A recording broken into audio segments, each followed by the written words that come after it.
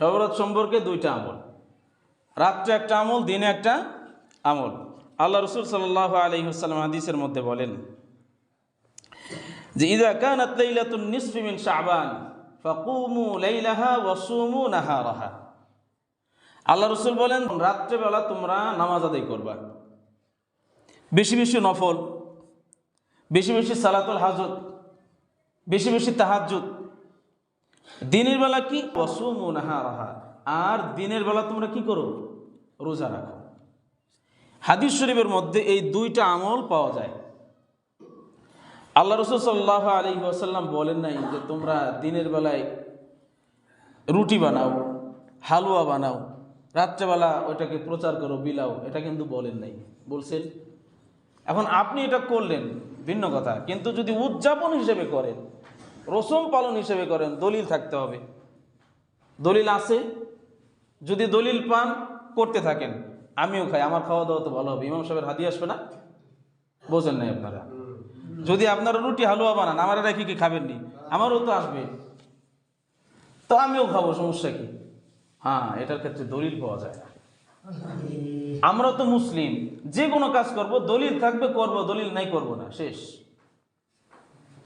যদি দলিল পাওয়া যায় করব, দলিল পাওয়া যায় নাই করব না। এই রাত্রে যদি কেউ দোয়া করে, তাহলে এই দোয়াটা আল্লাহ তাআলা কবুল করেন।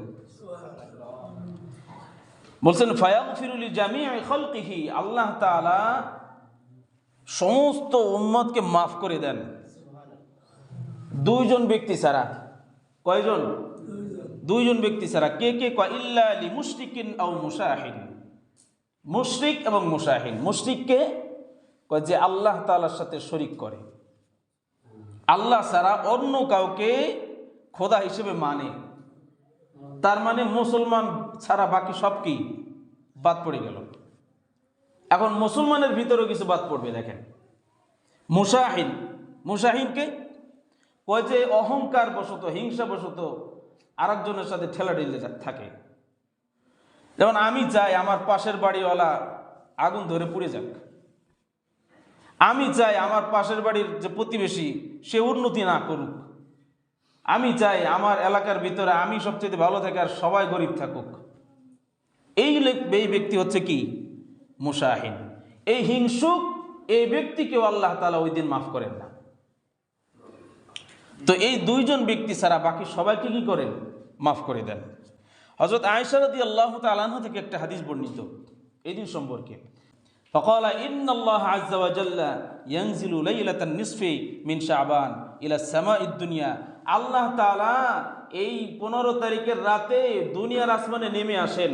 এরপরে ফায়াগফিরু লিআকসারি মিন আদাদি শা'রি গানামি কালবিন, আরে বনু কালব গোত্রের যত ছাগল আছে সমস্ত ছাগলের গায়ে যত পশম, ওই পরিমাণ বান্দাদেরকে আল্লাহ তাআলা মাফ করে দেন। তাহলে এই দিনের এই রাত্রের ফজিলত আছে কিনা? তো এই রাত্রের মধ্যে যদি আমি দোয়া করি, আল্লাহ আমার বাপ মা মারা গেছে, তুমি তাদেরকে মাফ করে দাও, আল্লাহ কবুল করবেন না? আমি যদি আমার সন্তানের জন্য দোয়া করি, আল্লাহ আমার সন্তানকে তুমি হকের পথে চালাও, সে যেন অসৎ পথে না চলে, আল্লাহ তাআলা কবুল করবেন না? তো এই রাত্রে আমরা কি করি? আমরা ব্যস্ত থাকি রুটি হালুয়া বিভিন্ন উৎসবে, কারণ শয়তান চায় আমরা যেন দোয়াতে না থাকি, আমরা যেন ইস্তেগফারে না থাকি, আমরা যেন তেলাওয়াতে না থাকি, নামাজে না থাকি, আমরা যেন এগুলোতে ব্যস্ত থাকি, যার কারণে ইবাদত থেকে মাহরুম থাকি। এটা শয়তান চায়।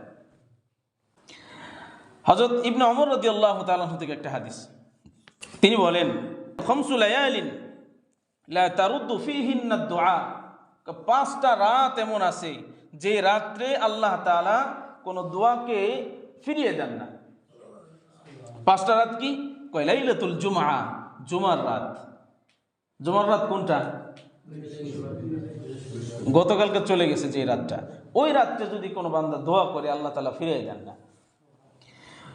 ওয়া আউয়ালু লাইলাতিন মিন রাজব, আর রজব মাসের প্রথম রাত, রজব মাসের প্রথম রাতটা যেটা আমাদের থেকে বিদায় নিয়েছে।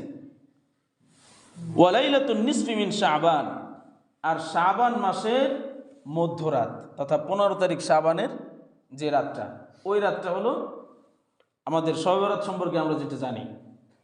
ওয়া লাইলাতুল ঈদাইন, আর একটা হচ্ছে আর দুইটা রাত, সেটা হচ্ছে ঈদুল ফিতর এবং ঈদুল আজহা এর যে রাতটা আসে, বোঝেন নাই?